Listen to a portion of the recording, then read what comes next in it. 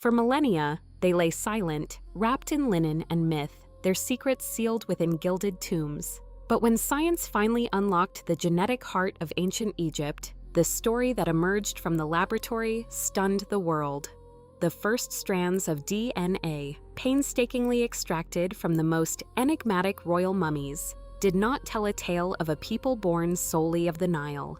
Instead, the genetic markers pointed thousands of miles away, unraveling a history far more complex than the hieroglyphs ever revealed.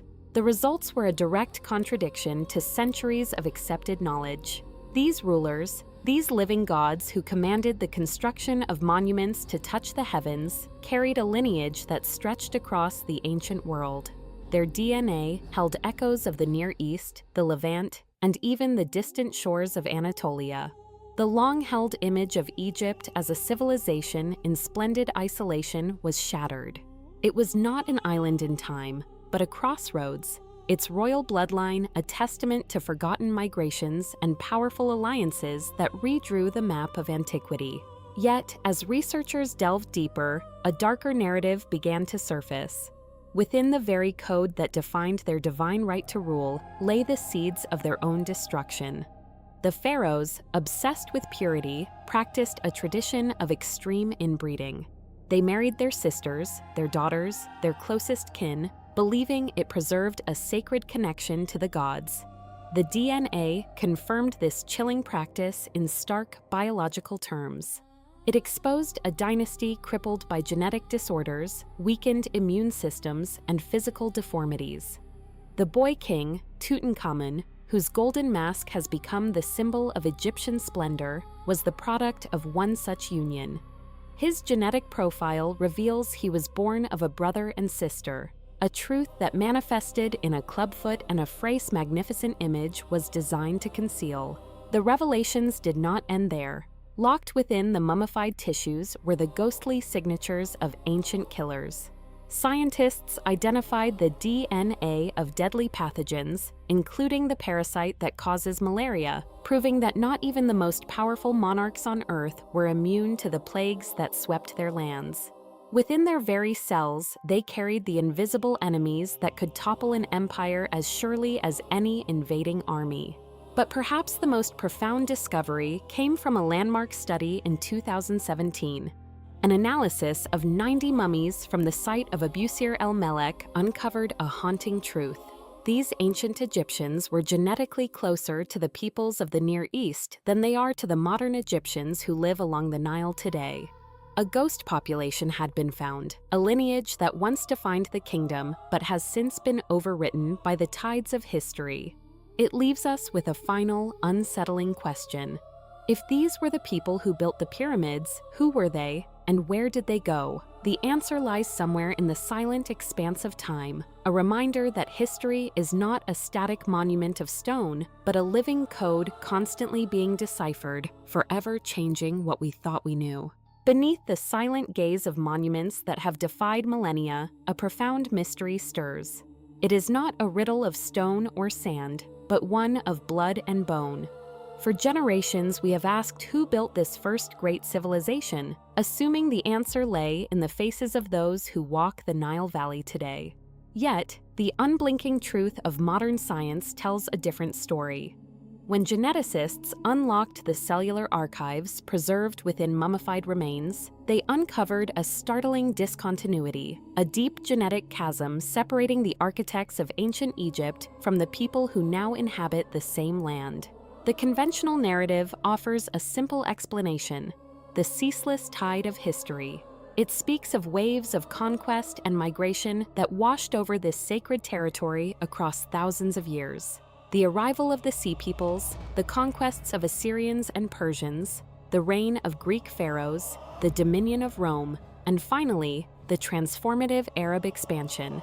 Each new power, each new influx of people, would have inevitably reshaped the genetic landscape, slowly diluting the original bloodlines until they became a mere echo of their former selves. But another, more unsettling possibility whispers from the data.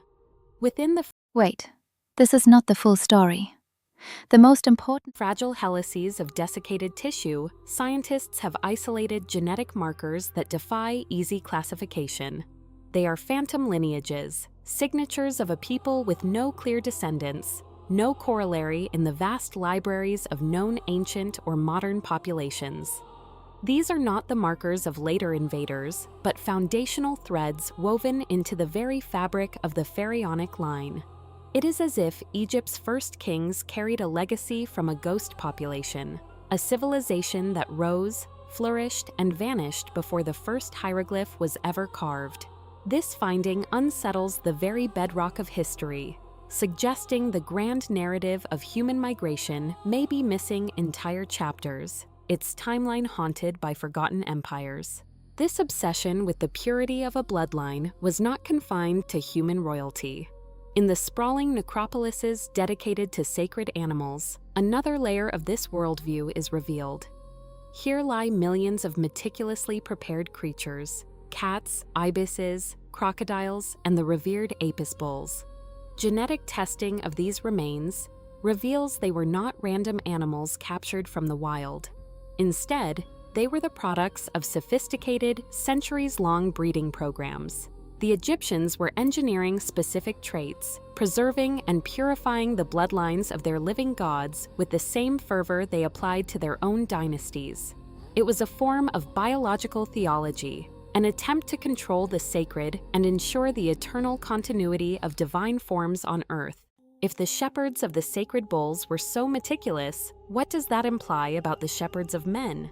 If the pharaohs themselves carried the echoes of an unknown people in their veins, how might this have shaped their destiny and their divinity? It forces us to ask a radical question. Were they worshipped as gods, not merely for their power, but because they were perceived as fundamentally different from those they ruled? We see hints of this otherness reflected in their art. The strange, elongated skulls depicted in the Amarna period, often dismissed as artistic convention or attributed to a specific medical condition, take on a new and mystifying significance. Could these portrayals have been an attempt to capture a genuine, inherited physical trait, a visible marker of a lineage that stretched back to origins unknown? Every answer science provides only fractures into a dozen new questions. The story of Egypt, it seems, is not merely one of stone and sand, but one encoded in a biological script we are only now beginning to decipher. With each ancient genome sequenced, we probe deeper into a past far stranger and more complex than we ever imagined.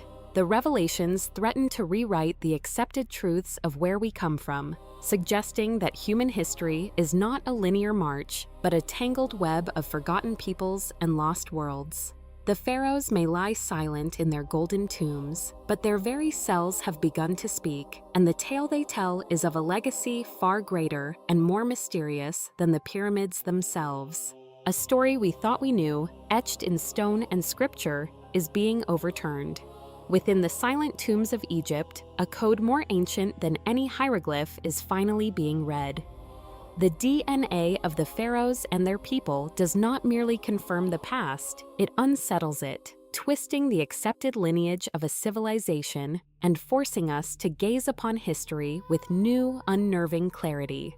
The most chilling revelation is not found in any curse or whispered legend, but in the cold, hard data of genetics. The mummies are not silent at all. Within their bones, their blood still speaks, and its testimony is darker than any myth. The grand narrative of Egypt's rulers, we are now learning, is written not only on papyrus and temple walls, but in the fragile, terrifying helix of life itself. And that story has only just begun to be read. These genetic revelations have shattered our understanding, but they are not the only tremors shaking the foundations of the ancient world. Deep within the sands, another discovery has been made. A mummy so perfectly preserved, so eerily intact, that it seems to defy the very passage of millennia. It is a find that blurs the line between history and a future we can barely comprehend, sparking a question once relegated to fiction. Could the dead one day be brought back to life? The ancient Egyptians saw themselves as a legacy culture, the inheritor. Welcome to my channel. If you're fascinated by hidden truths, lost civilizations, and unsolved mysteries, you're in the right place. Make sure to subscribe and leave a like so you don't miss what's coming next. Because what you're about to see will change everything. Of a past so remote it had already passed into myth. Their own histories describe two distinct ages that preceded the rise of the First Dynasty, eras of gods and giants from which their civilization emerged. Even today, Egyptologists concede that our knowledge is a mere fragment. They estimate that between 70 and 85% of ancient Egypt remains buried, a colossal ghost kingdom sleeping beneath the desert. We are sifting through the remnants of a lost world, piecing together a forgotten way of life from the tools and temples they left behind. But this quest extends far beyond the Nile Valley. In the remote corners of the earth, where time itself seems to have stood still, other ancient dead have emerged from their icy and arid tombs. They surface in a state so pristine, they challenge our very definition of death. And with each one, the question grows louder. We travel now to the Altai Mountains of Siberia, a landscape of breathtaking and brutal beauty. This is the Ukok Plateau, a place the local people call the Pastures of Heaven. Here, near the convergence of Russia, China, Mongolia, and Kazakhstan, lies a UNESCO World Heritage Site known as the Golden Mountains of Altai. For the indigenous Altai people, this is sacred ground, a vast windswept necropolis where their ancestors sleep. The mountains are a library of ancient cultures, their stories told in petroglyphs carved into rock and in the silent, imposing burial mounds, known as kurgans, that have dotted this landscape since the 5th century before the Common Era. In the summer of 1993, Russian archaeologist Natalia Polosmak was excavating one such kurgan. For more than 2,500 years, it had remained sealed, its secrets locked away not by stone, but by ice. Here, in the unyielding grip of the permafrost, time itself had been arrested. The ice, a perfect crystalline tomb, had preserved not only the body within, but a breathtaking collection of burial artifacts. As the team carefully thawed the block of ice that encased the burial chamber, an astonishing figure emerged. This was no withered, desiccated mummy of the Egyptian desert. This was the Siberian Ice Maiden, a woman of the ancient Paziric culture. Her skin still supple, her features still discernible, the cold had been her embalmer, preserving her with a fidelity that human hands could never match. Most remarkably, her skin was a canvas, covered in intricate, dark blue tattoos depicting fantastical creatures: a deer with a griffin's beak and Capricorn's antlers, a panther, a leaping ram. This was not mere decoration. It was a narrative etched in ink, a spiritual armor for her journey into the afterlife. The discovery offered an unprecedented window into the Paziric people, a fierce nomadic culture that once thundered across the Eurasian steppes. The artifacts buried with her, a headdress of carved wood, a blouse of wild silk, a small container of cannabis, spoke of a sophisticated and spiritual society. But it is the woman herself who captivates us. She lies in a state of suspended animation, a human being caught between two worlds, a relic of the past who appears almost ready to awaken. Her existence, science. The question is no longer if we can read the genetic story of the past, but what we will do with that knowledge. The true resurrection, perhaps, is not one of flesh, but of narrative. The moment an individual lost to time is given back their story, their identity, their voice. The Ice Maiden and the mummies of the Nile are ambassadors from a forgotten age, their perfect preservation a silent invitation to listen. And as we lean closer, we understand that their world was not so different from our own, driven by the same hopes, the same fears, and the same desire to leave a mark that will outlast death itself. Entombed within a coffin, hewn from a single solid log, a noblewoman lay preserved in the ice for millennia. But she was not sent into the eternal dark alone. Arranged around her final resting place stood a silent, solemn entourage. 6 magnificent horses, their saddles and bridles still intact. This was no simple burial, it was a meticulously staged departure. Each animal, a profound sacrifice, was a testament to her immense status. a spiritual convoy destined to carry their mistress across the threshold of the next world.